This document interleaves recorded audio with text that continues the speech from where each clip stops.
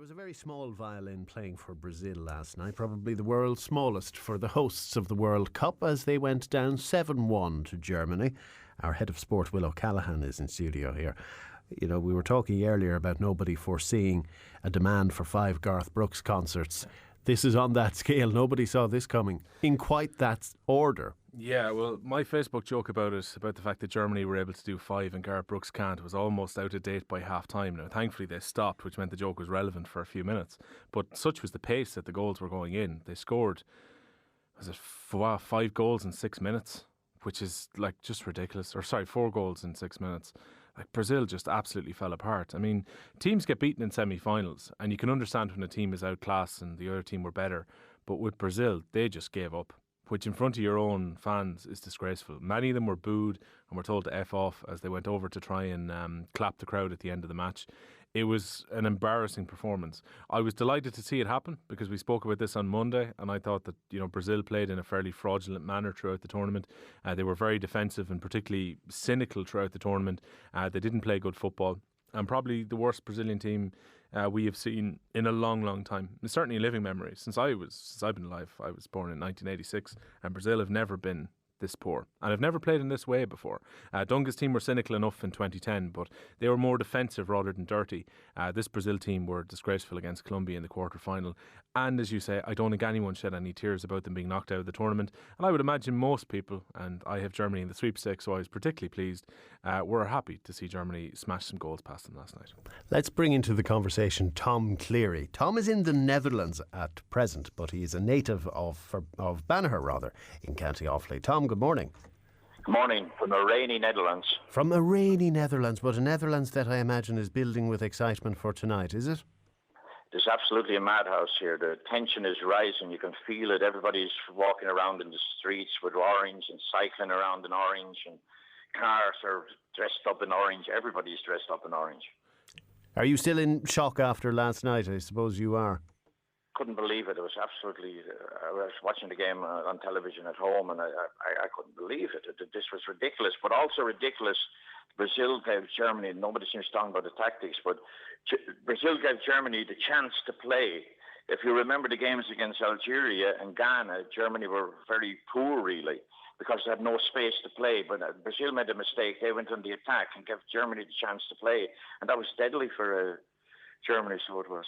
It's a very good point made by Tom there, that, you know, Tony Cruz in particular was just given the freedom to do whatever he liked. He'd been man-marked throughout the tournament to this point. And like Tom said, Germany, outside of the Portugal game, where it opened up similarly to last night, they were very well marshalled by some of the teams. And that was one of the concerns I had about Germany, particularly without a number 9, given that Klose is now well into his 30s. But even with Klose firing nowhere near his normal form, they were able to just waltz through that Brazilian defence. It's amazing if no pressure is put on. And particularly, we spoke on Monday about Thiago Silva being out.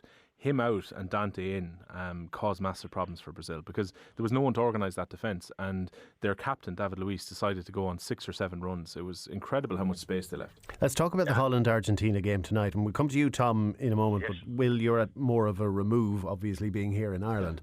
As an objective observer, how do you call it? Well, I said on Monday I reckon the Netherlands are going to win. The only thing that's changed my mind slightly is whether Robin van Persie is fit. We'll see what Tom thinks in a minute, but like, for me, everything with the Netherlands revolves around Van Persie and Robin at this stage. The rest of the team are set up functionally to get the ball forward to those two.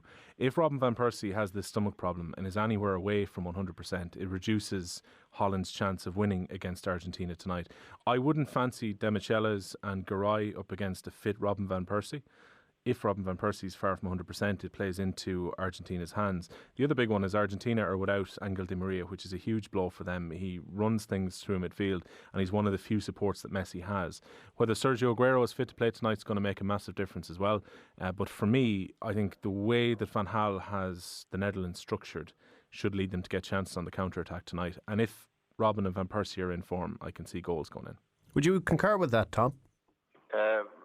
To a certain extent, but it's not that Robin and Van Persie and Robin that are the most important players or people in the squad. The most important person in the squad is Louis van Gaal. He has changed a team of no-hopers at the beginning of the tournament into a potential world champions. And his tactics are the most important thing, and that's why I think Holland will win tonight, because tactic-wise, he is so far ahead of everybody else. And also, Van Persie is not that important because with Klaas-Jan Huntelaar, we have maybe even a better striker. Tell us about your meeting with Van Gaal, Tom.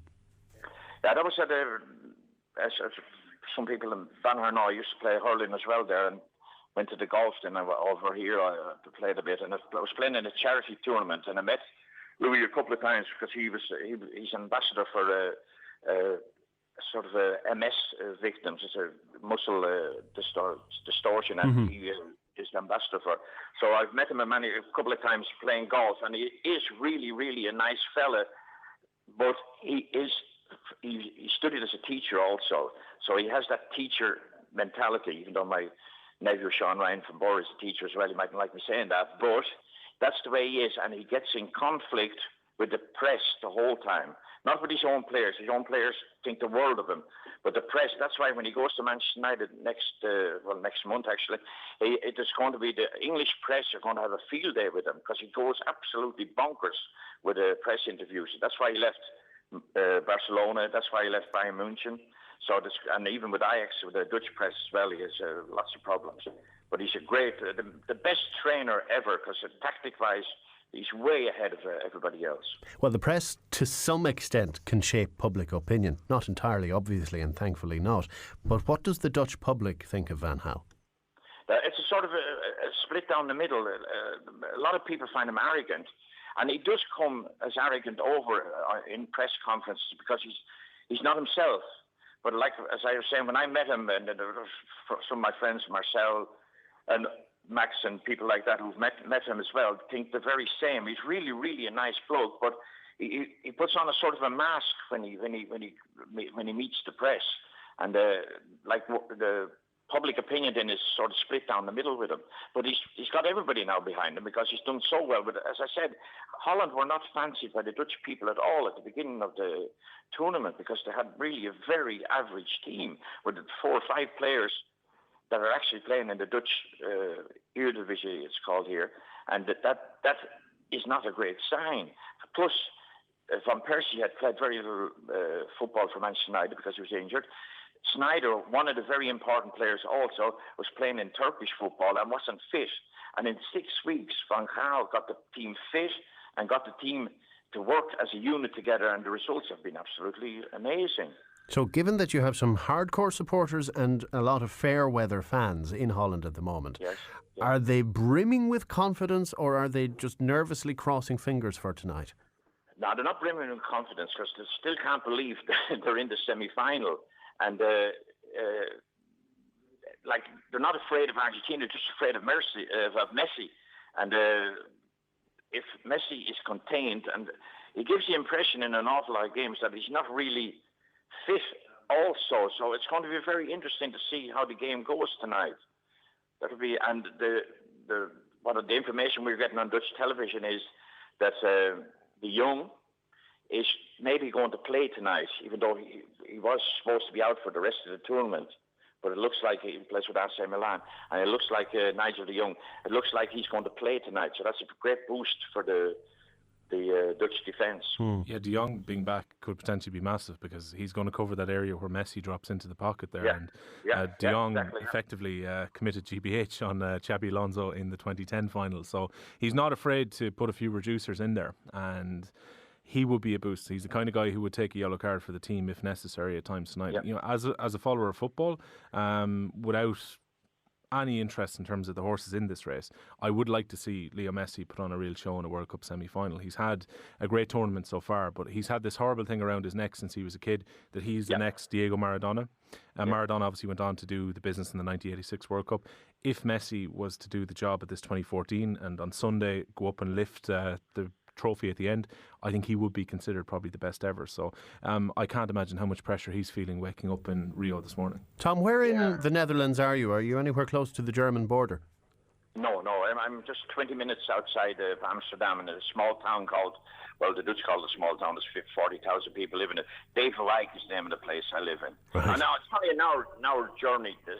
Like Holland is only the size of Munster, so it's only an hour's drive to the German border. Yeah, and the Germans live here in Beverwijk also. A Netherlands-Germany final would be a tantalising prospect, I suppose, to actually be in Holland to experience.